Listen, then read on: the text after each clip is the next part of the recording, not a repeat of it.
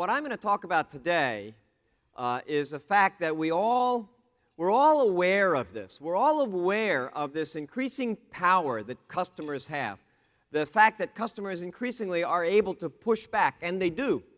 And some of you are probably worried about this. A lot of people think this is the beginning of the end for marketing, but I don't think so. I think it's the beginning of a new beginning.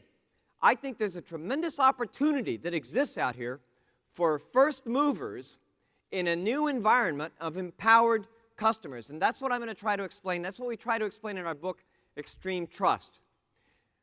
First, start with the fact that trust has always been important. You know, it's always been important to have your customers' trust. And if you really had to boil down the elements of trust, if you think about what it really means, well, there are a couple of elements. First, trust involves competence. Do you think that somebody is competent to do their job, to deliver the product on time to you? Will it be a quality product? Is it at a reasonable price? Those are all the elements of competence. But also, the second requirement is good intentions. Do you think the person has good intentions? Or here's a baby being thrown up by his dad. Is the dad competent enough to catch the baby? And does he want to catch the baby? Those are the two questions that go through the baby's mind, right? Competence and good intentions could be thought of as doing things right and doing the right thing. So trust has always been important. Then along comes Moore's Law. Every 20 years, computers get 1,000 times faster and more powerful. There's more computer power in your mobile phone than was available to the entire NASA organization in 1969 when they put a man on the moon. Computers are incredibly powerful today, and they're not slowing down. They're getting more and more powerful at a rate of about twice as much every 18 to 24 months.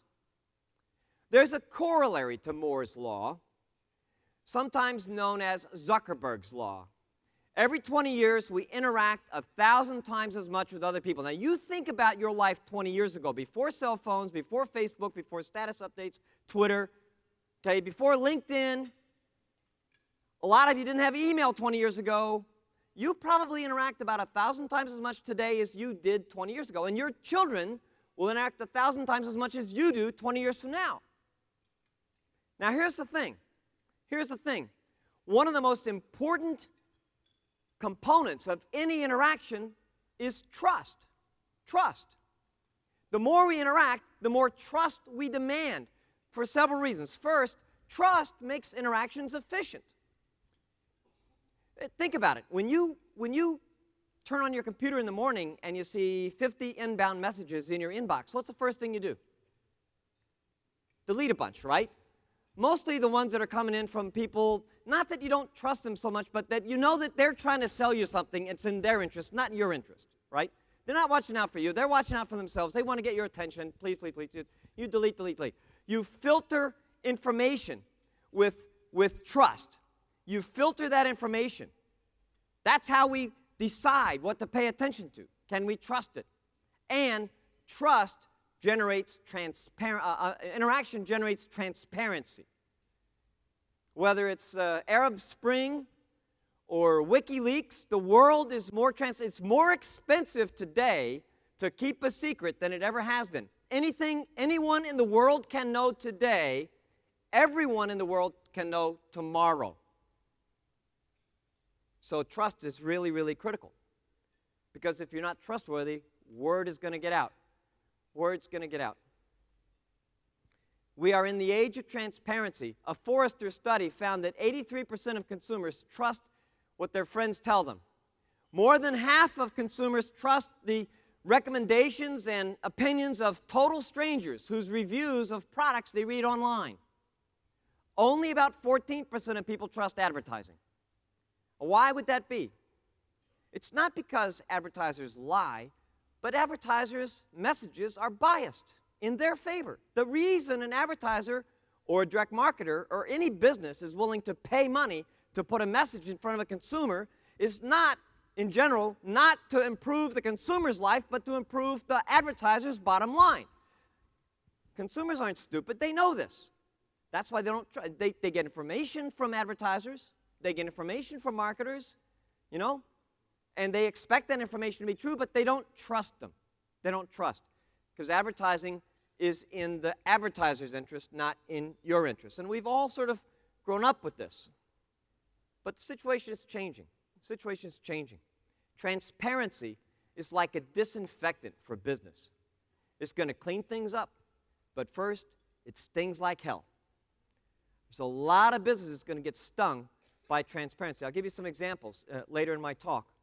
Transparency rewards good products, and it mercilessly punishes bad ones. Do you remember the movie Bruno? Anybody see that movie? I love Sacha Baron Cohen's movie, generally, okay? But this was a bad movie. This was really a bad movie. And in an unprecedented action, people left this movie tweeting and texting their friends to save their money. Box office receipts were down 40% the day following the release of the movie. This has never happened before in Hollywood. The day after the release of the movie, box office receipts plummeted. Word of mouth is a vicious thing. It was death by tweet. Screw up today, the news is going to be permanent. As Linda Kaplan-Thaler said, you can't un-Google yourself. Once you're there, it's in the permanent record.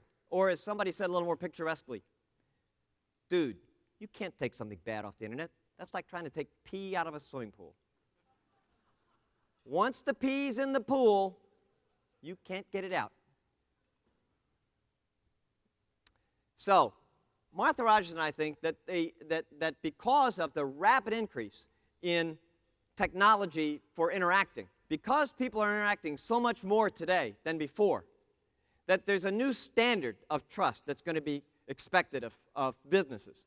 Consumers are going to hold businesses to a new standard of trustworthiness. It's no longer enough simply to refrain from stealing from your customers or cheating them. Instead, consumers are going to expect you to proactively watch out for their interests. They're going to expect proactive trustworthiness, or what Martha and I call trustability. Trustability, proactive trustworthiness, that a business will go out of its way to protect a customer's interest.